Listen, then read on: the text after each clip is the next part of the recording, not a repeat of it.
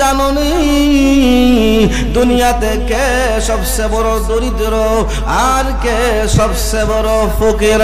সাহাবায়ে কেরাম বলেন ইয়া রাসূলুল্লাহ, ও নবীজি আমরা তো জানি দুনিয়ার জীবনে নবী গো যাদের টাকা নাই, যাদের পয়সা নাই, অর্থ সম্পদ নাই, ও গো নবীজি আমরা তো জানি দুনিয়ার জীবনে তারা হলো গরিব। এমনিতে আল্লাহর নবী বিশ্ব নবী রাহমাতুল লিল আলামিন বলেন সাহাবীরা রে তোমরা জানো না, তোমরা জানো না রে আমার সাহাবায়ে কেরাম তোমরা শোনো, আমার উম্মতের মধ্যে কাল কিয়ামতের কঠিন ময়দানে একদল উম্মত নামাজ নিয়ে হাজির হবে, একদল উম্মত রোজা নিয়ে হাজির হবে, যাকাত নিয়ে হাজির হবে, নেক আমল নিয়ে হাজির হবে। কিন্তু ওই উম্মত দুনিয়ার জীবনে কাউকে কষ্ট দিয়েছিল, কারো হক নষ্ট করেছিল, তার কাছে দুনিয়ার জীবনে ক্ষমা চায় নাই। তোমরা শোনো, এই যে দুনিয়ার জীবনে বন্দার হক খাইয়া মারা গিয়েছে, বন্দার হক নষ্ট করে মারা গিয়েছে, কাল কিয়ামতের কঠিন ময়দানে মহান আল্লাহ রাব্বুল আলামিন এই বন্দার হকটা নেক আমলের মাধ্যমে পরিবর্তন করে দেবে। ও আমার করিহাটির বায়রা, ও পর্দানিশীল মা বোনেরা গো, তাকায়া দেখেন, তাকায়া দেখেন দুনিয়ার জীবনে আপনি কার হক নষ্ট করেছেন রে বাবা? আমরা তো মনে করি দুনিয়ার জীবনে শুধু টাকা আত্মসাৎ করলে হক নষ্ট হয় না, টাকা আত্মসাৎ করলে হক নষ্ট হয়, অন্যায় ভাবে কাউকে গালি দিলেও তার হক নষ্ট হয়, অন্যায় ভাবে কাহার উপর জুলুম করলেও তার হক নষ্ট হয়। জোরে কোন কথা ঠিক না? আল্লাহর নবী বিশ্ব নবী বলেন কাল কিয়ামতের কঠিন ময়দানে সাহাবীরা রে মহান আল্লাহ এই হক নেক আমলের মাধ্যমে আল্লাহ পরিবর্তন করে দিবেন। দুনিয়ার জীবনে যে হক নষ্ট করেছে ওই হক পাওনাদারির কাছ থেকে নেক আমলের মাধ্যমে আল্লাহ পরিবর্তন করে দিবেন। যে হক নষ্ট করেছে তার নেক আমলের মাধ্যমে। ও সাহাবায়ে কেরাম তোমরা শোনো, যদি নেক আমলের পরিবর্তন করতে গিয়ে তার নেক আমল ফুরায়া যায়, যে বন্দার হক নষ্ট করেছে, যার হক নষ্ট করেছে তার যত গুনাহ আছে সমস্ত গুনাহ তার মাথার মধ্যে দেওয়া হবে, আর ওই গুনার বোঝা মাথায় নিয়ে জাহান্নামের ভিতরে প্রবেশ করবে।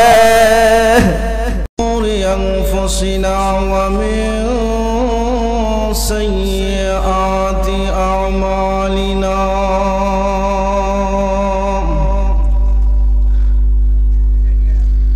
من يهده الله فلا مضل له ومن يضلله فلا هادي له ونشهد أن لا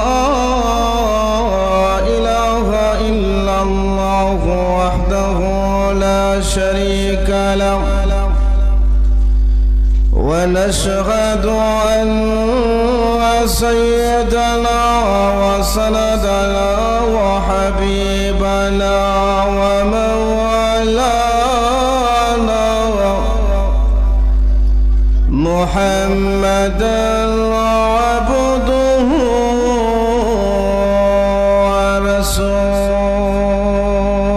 ورسوله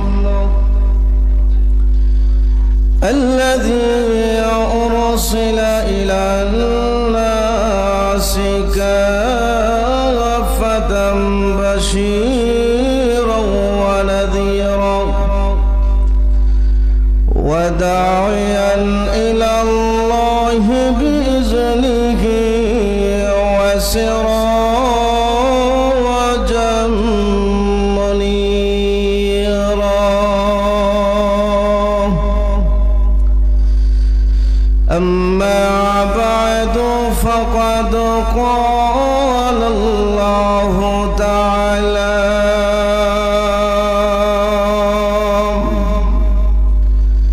في كلامه المجيد وفرقانه الحميد أعوذ بالله من الشيطان الرجيم بسم الله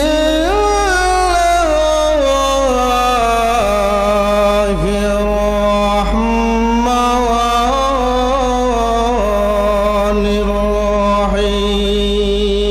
الرحيم واعبدوا الله ولا تشركوا به شيئا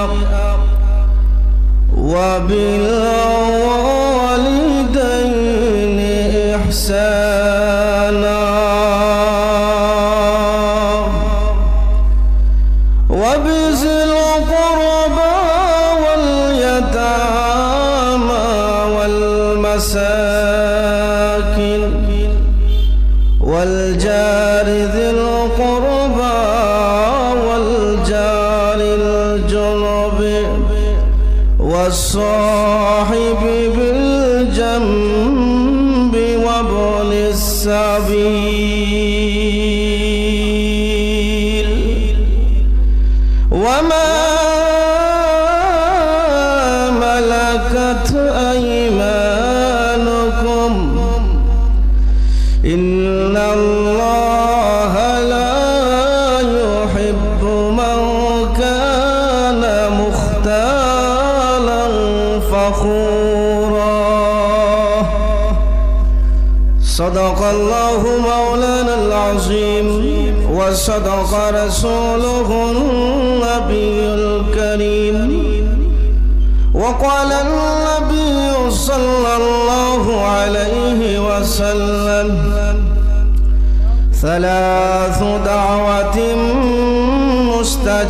مستجابة لا شك فيه دعوة المظلوم ودعوة المسافر ودعوة الوالدين على ولده সবাই মহব্বতে দুরূদ শরীফ পড়ি সাল্লাল্লাহু আলা সাইয়্যিদিনা ওয়া মাওলানা ইয়া আল্লাহ জবান কে দিয়েছেন জুরে কন্যা জবান কে দিয়েছেন যে আল্লাহ আপনাকে জবান দিল এই জবানটা ওনার হাবিবের নামে খরচ করতে কোনো আপত্তি আছে আপনাদের জোরে কন্যা কোনো আপত্তি আছে তাহলে আপনারা কৃপণতা কেন করেন বর্তমান মুসলমান বিলায়ের মতো আওয়াজ দিলে চলবে না বাল্যার আওয়াজ ছিলেন না বাল্যার আওয়াজ ছিলেননি আপনারা কি বলেন আচ্ছা বাল্যার আওয়াজের মতো আর চলবে না যখন কথা ঠিক না বেঠিক তো সবাই মহব্বতে দুরূদ শরীফ পড়েন সাল্লাল্লাহু আলা সাইয়্যিদিনা ওয়া মাওলানা ওয়া আলা আলিহি ওয়া আসহাবিহি বালাগাল উলা বিকামালিহি كشف الضجى بجماله حصلت جميع صلوا عليه دكا دے یا الہی مدینہ کیسی بستی ہے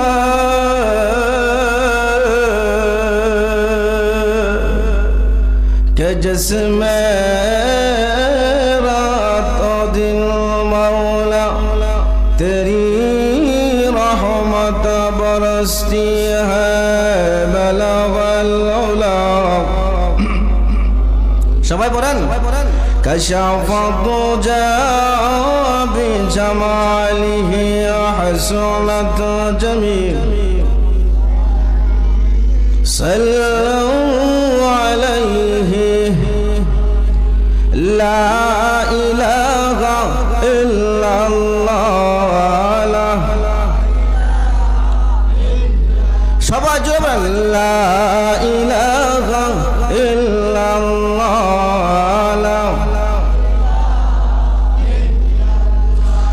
লা ইলাহা ইল্লাল্লাহ লা ইলাহা এই কালিমার জন্য বেলাল নির্যাতিত মক্কায় জান চলে যায় মান চলে যায় তবু জবানে ইল্লাল্লাহ জোরে লা ইলাহা লা ইলাহা ইল্লাল্লাহ মুহাম্মাদুর রাসূলুল্লাহ সাল্লাল্লাহু আলাইহি ওয়াসাল্লাম কুলিহাটিয়া জামে মসজিদে উদ্যোগে আয়োজিত আজকে ইসলামী মহাসম্মেলনে অত্যন্ত শ্রদ্ধে ভাজন সভাপতি উপস্থিত সহবেত জাতির কান্ডারি উলামায়ে কেরাম মুরব্বিয়ান আযম প্রাণপ্রিয় যুবক ভাইরা পর্দা নিশিতে আমার সম্মানিত মা ও বোনেরা আহকামুল হাকিমিন আল্লাহ রাব্বুল আলামিনের দরবারে অত্যন্ত শুকরিয়া আদায় করি যিনি অত্যন্ত মায়া করে দয়া করে যিনি আমাদেরকে আজকের এই কোরআনের মজলিসে আসার বসার তৌফিক দান করেছেন এজন্য আমরা সবাই সেই মালিকের দরবারে অন্তঃস্থল থেকে শুকরিয়া আদায় করি আলহামদুলিল্লাহ আরো জোরে বলেন আলহামদুলিল্লাহ আমার ভাইরা আপনারা এখানে আসতে পেরে বসতে পেরে খুশি না বেজার আরো জোরে কোন খুশি না বেজার কে কে বেজার প্রার্থনা তুলে দিন যাই হোক জোশ থাকলে হুশ থাকতে হবে এখন কথা ঠিক না ঠিক আমার ভাইরা আপনার এখানে ফুটবল খেলা হয়নি হয়নি আচ্ছা মাঠের দুই পাশে থাকে দুই কোটি যখন মধ্যখান দিয়ে বল যায় যারা দর্শক তারা কি বলে কথা বুঝেননি আমার তারা কি বলে আসতে কইনি হ্যাঁ গোল বলে মারা চিক্কা হাতে ছিল ছাতা পড়ছে কি আরেক ব্যক্তির মাথা এই যে জুড়ে সুরে চিৎকার দিল বলেন তো দেখি তারা কেউ 5 টাকা দিবে কথা বলেন এক কাপ চা খাওয়াবে হ্যাঁ কিন্তু আপনারা এখানে আসছেন বসছেন জুড়ে সুরে আলহামদুলিল্লাহ সুবহানাল্লাহ বলেন হয়তো পারে মহান আল্লাহ এর উসিলা করে আপনি আমার গুনাহকে maaf করে দিয়ে আল্লাহর তৈরি জান্নাত আল্লাহ দিতে পারে কি পারে না আল্লাহর ওই ক্ষমতা আছে তো যেরকম বাইরে আমার হাসরের ময়দান যখন কায়েম হয়ে যাবে আহকামুল হাকিমিন আল্লাহ রাব্বুল আলামিন ফেরেশতাকে বলে ফেরেশতারা গিয়া দেখো তো আমার বান্দার আমলনামাটা ফেরেশতারা বান্দার আমলনামার মধ্যে গিয়া দেখবে শুধু গুনাহ আর গুনাহ আল্লাহ রাব্বুল আলামিনের কাছে বলবে আল্লাহ তোমার বান্দার নেক আমল দেখলাম শুধু গুনাহ আর গুনাহ আমলনামায় সব নাই আল্লাহ রাব্বুল আলামিন ও ফেরেশতারা তোমরা আবার যাও আবার গিয়ে আমার বান্দার আমলনামাটা দেখো ফেরেশতারা বান্দার দুইটা টুট হা করায়া দেখবে জিহ্বার নিচে সামান্য নেক পড়ে আছে ফেরেশতা বলেন প্রভু গো তোমার বান্দার আমলনামা শুধু গুনাহ আর গুনাহ দেখলাম কিন্তু আল্লাহ তোমার বান্দার দুইটা টুট হা করায়া দেখলাম জিহ্বার নিচে সামান্য নেক পড়ে আছে সুবহানাল্লাহ আহকামুল হাকিমিন আল্লাহ রাব্বুল আলামিন ও ফেরেশতারা তোমরা সাক্ষী থাকো আমি মহান আল্লাহ আমার এই বান্দা এই সামান্য নেককে জরিয়া বানাই তার গুনাহকে maaf করে দিয়ে আমার তৈরি জান্নাত তাকে দিয়ে দিলাম করছেন হকুল ইবাদ তথা বান্দার হক। কথা বুঝেন ভাইরা আমার? আয়াতের প্রথম অংশে আল্লাহ হকুল ইবাদ আল্লাহ তাআলার হক আলোচনা করেছেন।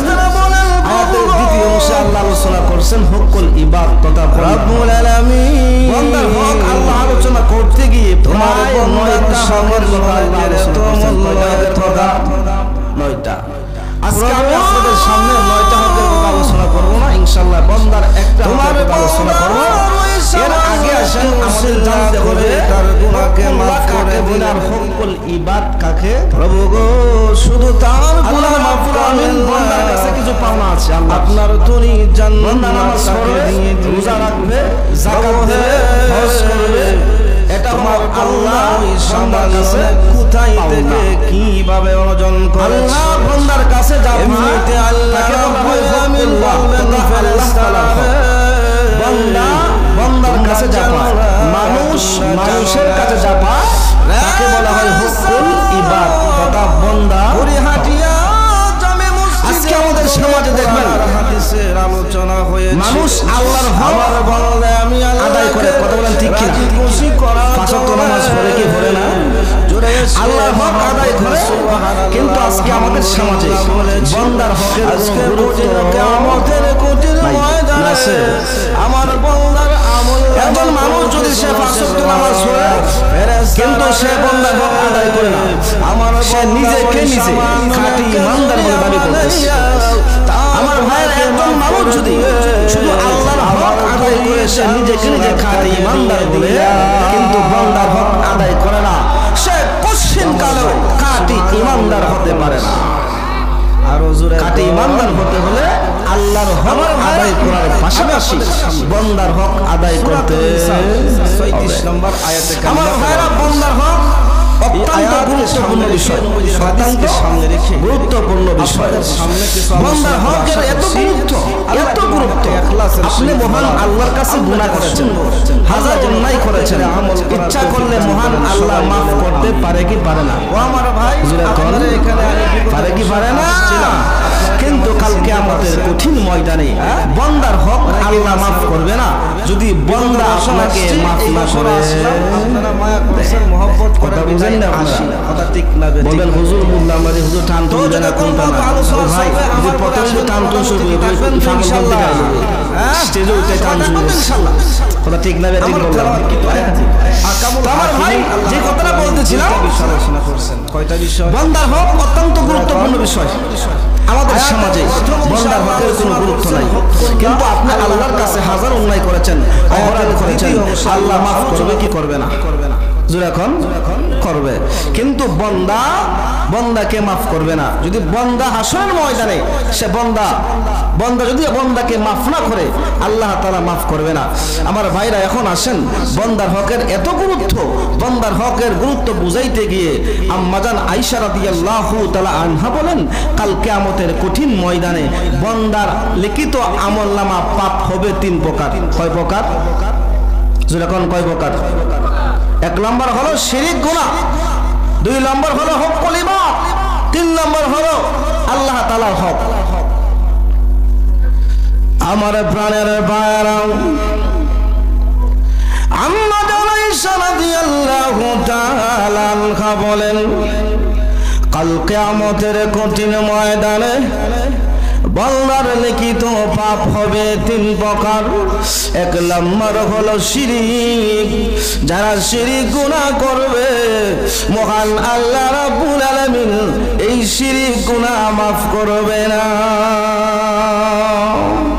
আল্লাহ রাব্বুল আলামিন শিরক ব্যতীত অন্যান্য গুনাহ আল্লাহ ইচ্ছা করলে মাফ করতে পারেন, কিন্তু শিরক এমন ভয়ঙ্কর গুনাহ আল্লাহ রাব্বুল আলামিন শিরক গুনাহ মাফ করবেন না। 2 নম্বর হলো বান্দার হক।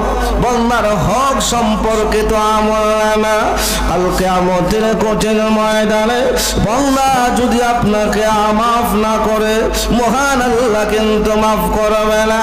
আমার ভাইরা তাকায়া দেখেন, দুনিয়ার জীবনে আপনি আমি একসাথে চলাফেরা করি, কারণ আপনার কাছে টাকা পায়, অথবা কাহারও টাকা আপনি আত্মসাৎ করেছেন, অথবা কাহারও জমি আপনি আত্মসাৎ করেছেন। যদি দুনিয়ার জীবনে মাফ না নেন, কাল কিয়ামতের কঠিন ময়দানে ওই বান্দা কিন্তু আপনাকে মাফ করবে না। এই জন্য আল্লাহর নবী বিশ্ব নবী রহমাতুল লিল আলামিন বলেন, উম্মতেরা রে, ওই দিন আসার আগে আগে তুমি তোমার ভাইয়ের কাছ থেকে মাফ চায়া নাও। রে আমার উম্মতেরা, তোমরা শুনো,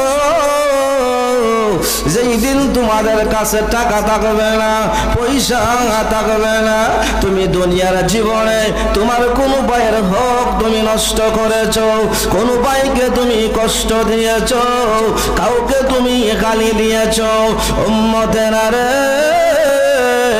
ওই দিন আসার আগে আগে তুমি দুনিয়া থাকতে থাকতে তোমার ভাইয়ের কাছ থেকে মাফ চায়া নাও।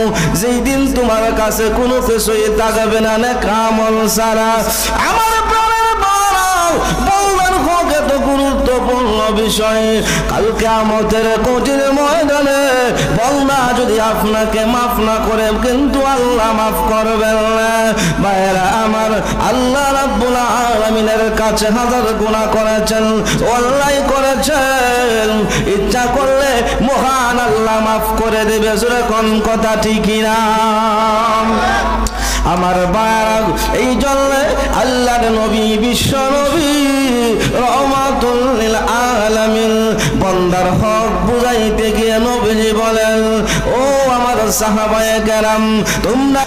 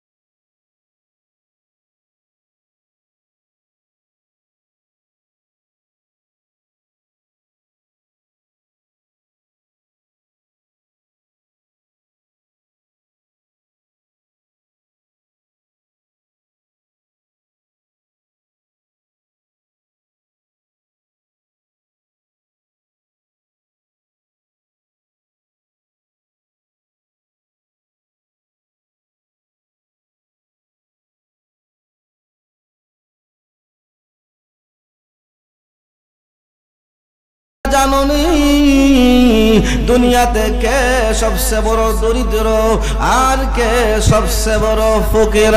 সাহাবায়ে কেরাম বলেন, ইয়া রাসূলুল্লাহ, ও নবীজি, আমরা তো জানি দুনিয়ার জীবনে নবী গো, যাদের টাকা নাই, যাদের পয়সা নাই, অর্থ সম্পদ নাই, ও নবীজি, আমরা তো জানি দুনিয়ার জীবনে তারা হলো গরিব।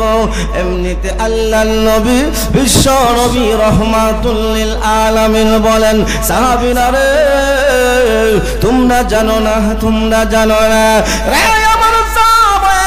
তোমরা শোনো, আমার উম্মতের মধ্যে কাল কিয়ামতের কঠিন ময়দানে একদল উম্মত নামাজ নিয়ে হাজির হবে, একদল উম্মত রোজা নিয়ে হাজির হবে, যাকাত নিয়ে হাজির হবে, নেক আমল নিয়ে হাজির হবে। কিন্তু ওই উম্মত দুনিয়ার জীবনে কাউকে কষ্ট দিয়েছিল, কারো হক নষ্ট করেছিল, তার কাছে দুনিয়ার জীবনে ক্ষমা চায় নাই। তোমরা শোনো, এই যে দুনিয়ার জীবনে বন্দার হক খাইয়া মারা গিয়েছে, বন্দার হক নষ্ট করে মারা গিয়েছে, কাল কিয়ামতের কঠিন ময়দানে মহান আল্লাহ রাব্বুল আলামিন এই বন্দার হকটা নেক আমলের মাধ্যমে পরিবর্তন করে দেবে। ও আমার কলিহাটির বায়রা, ও পর্দানিশীর মা বোনেরা গো, তাকায়া দেখেন, তাকায়া দেখেন, দুনিয়ার জীবনে আপনি কার হক নষ্ট করেছেন রে বাবা? আমরা তো মনে করি দুনিয়ার জীবনে শুধু টাকা আত্মসাৎ করলে হক নষ্ট হয় না, টাকা আত্মসাৎ করলে হক নষ্ট হয়, অন্যায় ভাবে কাউকে গালি দিলেও তার হক নষ্ট হয়, অন্যায় ভাবে কাহার উপর জুলুম করলেও তার হক নষ্ট হয়। জোরে কোন কথা ঠিক কিনা? আল্লাহর নবী, বিশ্ব নবী বলেন, কাল কিয়ামতের কঠিন ময়দানে সাহাবীরা রে, মহান আল্লাহ এই হক নেক আমলের মাধ্যমে আল্লাহ পরিবর্তন করে দিবেন। দুনিয়ার জীবনে যে হক নষ্ট করেছে, ওই হক পাওনাদারির কাছ থেকে নেক আমলের মাধ্যমে আল্লাহ পরিবর্তন করে দিবেন। যে হক নষ্ট করেছে তার নেক আমলের মাধ্যমে। ও সাহাবায়ে কেরাম, তোমরা শোনো, যদি নেক আমলের পরিবর্তন করতে গিয়ে তার নেক আমল ফুরায়া যায়, যে বন্দার হক নষ্ট করেছে, যার হক নষ্ট করেছে, তার যত গুনাহ আছে সমস্ত গুনাহ তার মাথার মধ্যে দেওয়া হবে, আর ওই গুনার বোঝা মাথায় নিয়ে জাহান্নামের ভিতরে প্রবেশ করবে। ও সাহাবায়ে কেরাম, তোমরা শোনো, দুনিয়াতে সবচেয়ে দরিদ্র আর ফকির হলো ওই সমস্ত মানুষেরা যারা দুনিয়ার জীবনে বন্দার হক খাইয়া মারা যায়। চিন্তা করছেননি? বন্দার হকের গুরুত্ব আসেনি? আমার বায়রা, শুধু তাই নয়, সুফিয়ান সাউরি রহমাতুল্লাহ আলাইহি বলেন, তিনি বলেন, কাল কিয়ামতের কঠিন ময়দানে যদি বান্দা মহান আল্লাহ রাব্বুল আলামিনের কাছে 70টা নাফরমানি নিয়ে হাজির হয়, কয়টা? জোরে কোন না? সুফিয়ান সাউরি রহমাতুল্লাহ আলাইহি বলেন, বান্দার একটা হক আর 70টা নাফরমানির চাইতেও বাড়ি। আপনি মহান আল্লাহর কাছে 70টা নাফরমানি করেছেন আর একটা বান্দার হক নষ্ট করেছেন। সুফিয়ান সাউরি রহমাতুল্লাহ আলাইহি তিনি বলেন, এই 70টা নাফরমানির চাইতে বান্দার একটা হক হলো বাড়ি। কেন বাড়ি? কেন বাড়ি? বায়রা আমার, আপনি মহান আল্লাহর কাছে গুনাহ করেছেন, মহান আল্লাহ কাহার মুখাপেক্ষী নয়, আল্লাহ দুনিয়ার কাহার মুখাপেক্ষী নয়, আল্লাহর কাছে গুনাহ করেছেন, ইচ্ছা করলে মহান আল্লাহ মাফ করতে পারে। জোরে কোন কথা ঠিক কিনা? আর বান্দা যেরকম ছোট ছোট, তার দয়া মায়াটাও ছোট, দয়া মায়াটাও ছোট। কাল কিয়ামতের কঠিন ময়দানে একটা গুনার জন্য, একটা নেক আমলের জন্য বান্দা পেরেশান হয়ে যাবে, পেরেশান হয়ে যাবে। এই জন্য ভাইরা আমার, কাল কিয়ামতের কঠিন ময়দানে বান্দা কিন্তু বান্দাকে মাফ করবে না। ও আমার ভাইরাও, এই জন্য বান্দার হক অত্যন্ত গুরুত্বপূর্ণ বিষয়। জোরে কোন কথা ঠিক না আমার ভাইরা? বান্দার হক কেমন গুরুত্ব তাকায়া দেখেন। আজকে আমাদের সমাজে দেখা যায় 5 ওয়াক্ত নামাজ পড়ে কিন্তু বান্দার হক নষ্ট করে এমন মুসল্লি আসেনি না নাই? কথা কয় না, আসেনি না নাই? 5 ওয়াক্ত নামাজ পড়ে অন্যর ক্ষেত ছোট করে নিজের ক্ষেত বড় করে এমন মুসল্লি আমাদের সমাজে আসেনি না নাই? যেরকম আসেনি আমার ভাইরা? নিজের ক্ষেত বড় করে অন্যর ক্ষেত ছোট করে, অর্থাৎ দেখবেন আইল খাটতে খাটতে খাটতে খাটতে খালি, ঠিক না ঠিক? এমন মুসল্লি আছে 5 ওয়াক্ত নামাজ পড়ে কিন্তু দেখা যায় বান্দার হক নষ্ট করে। যেরকম কথা ঠিক না? ও আমার ভাইরা, বান্দার হক নষ্ট করে। আপনি যতই সেজদা দেন না কেন, হারাম বক্ষণ করে আপনি যতই সেজদা দেন না কেন, এই সেজদা কিন্তু মহান আল্লাহর দরবারে কবুল হবে না। হারাম খাইয়া পেট বললেও কাজ হবে না। পায়রা আমার, তাকায়া দেখেন, তাকায়া দেখেন, বান্দার একটা হক গুরুত্বপূর্ণ বিষয়। আপনারা অবশ্যই জানেন ইব্রাহিম বিন আদহাম রহমাতুল্লাহ আলাইহি, ওনার ঘটনা আপনারা অবশ্যই শুনেছেন। ইব্রাহিম বিন আদহাম রহমাতুল্লাহ আলাইহি উনি যখন মক্কা থেকে বাইতুল মুকাদ্দাসে যাবে, কোথায় যাবে? জোরে কল্লা। ইব্রাহিম বিন আদহাম রহমাতুল্লাহ আলাইহি অনেক বড় বুজুর্গ। উনি যখন মক্কা থেকে বাইতুল মুকাদ্দাসে যাবে তখন কোনো গাড়ি ছিল না, হেঁটে হেঁটে যাইতে হয়তো। জোরে কোন কথা ঠিক না আমার প্রাণের বাড়া? মক্কা থেকে বাইতুল মুকাদ্দাসের দূরত্ব প্রায় 750 মাইল। তখন কোনো গাড়ি ছিল না, কোনো প্রাইভেট কার ছিল না, হেঁটে হেঁটে যাইতে হয়তো। ইব্রাহিম বিন আদহাম রহমাতুল্লাহি আলাইহি উনি মক্কা থেকে বাইতুল মুকাদ্দাসের দিকে যাবে, আর মক্কার মধ্যে 1 কেজি খেজুর কিনলেন। খেজুর যেই মুহূর্তে খেজুর কেনার জন্য মাপতে শুরু করেছেন, এই মুহূর্তে উনি পাল্লার নিচ থেকে একটা খেজুর খেয়েছিলেন। এই মনে করে মনে হয় এটা আমার খেজুর, যেহেতু মাফতাছে উনি এই মনে করে খাইছিলেন যে মনে হয় এটা আমার খেজুর। উনি 1 কেজি খেজুর মাপার সময় পাল্লার নিচ থেকে এই মনে করে খেজুর খেয়েছিলেন একটা খেজুর।